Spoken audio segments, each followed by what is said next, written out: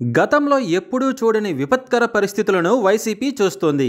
గత ఎన్నికల్లో ఓడిపోయిన దగ్గర నుంచి ఆ పార్టీ గడ్డు కాలాన్ని ఎదుర్కొంటోంది.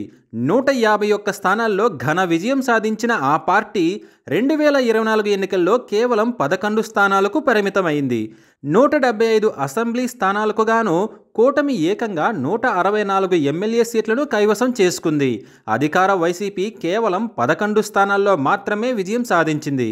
వైసీపీ కీలక నేతలు, మంత్రులు ఈ ఎన్నికల్లో ఘోరంగా ఓడిపోవడం జరిగింది. 11 సీట్లలో మాత్రమే విజయం సాధించి ప్రతిపక్ష హోదా కూడా సాధించలేకపోయింది. 4 పార్లమెంటు స్థానాలకు మాత్రమే ఆ పార్టీ పరిమితమైంది.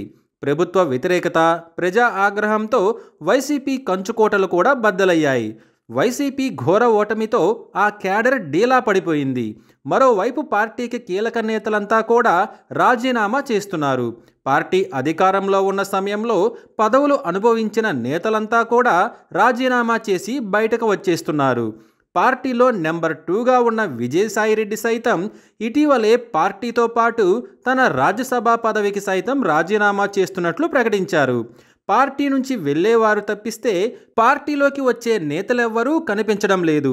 ఇలాంటి పరిస్థితుల్లో గత ఎన్నికల ముందు పార్టీని వీడిన నేత తిరిగి వైసీపీలోకి ఎంట్రీ ఇవ్వాలని భావిస్తున్నారని తెలుస్తుంది. ఆ నేత మరెవరో కాదు, సీనియర్ నేత కాపు రామచంద్రారెడ్డి. గత సార్వత్రిక ఎన్నికల ముందు ఆయన వైసీపీని వీడి బీజేపీలో చేరారు. రాయలసీమలోని అనంతపురం జిల్లా రాయదుర్గం నియోజకవర్గం నుంచి పలుమార్లు ఎమ్మెల్యేగా గెలిచిన సీనియర్ నేత కాపు రామచంద్రారెడ్డి 2019 ఎన్నికల్లో వైసీపీ నుంచి ఎమ్మెల్యేగా విజయం సాధించిన ఆయనకు తిరిగి టికెట్ ఇవ్వడానికి జగన్ నిరాకరించారు.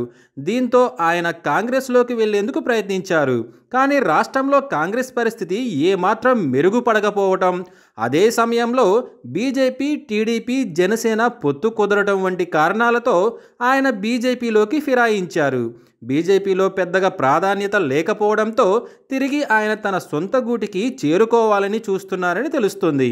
అన్నీ అనుకున్నట్లు జరిగితే జగన్ జిల్లాల పర్యటన సమయంలో ఆయన వైసీపీ తీర్థం పుచ్చుకునే అవకాశాలు కనిపిస్తున్నాయి.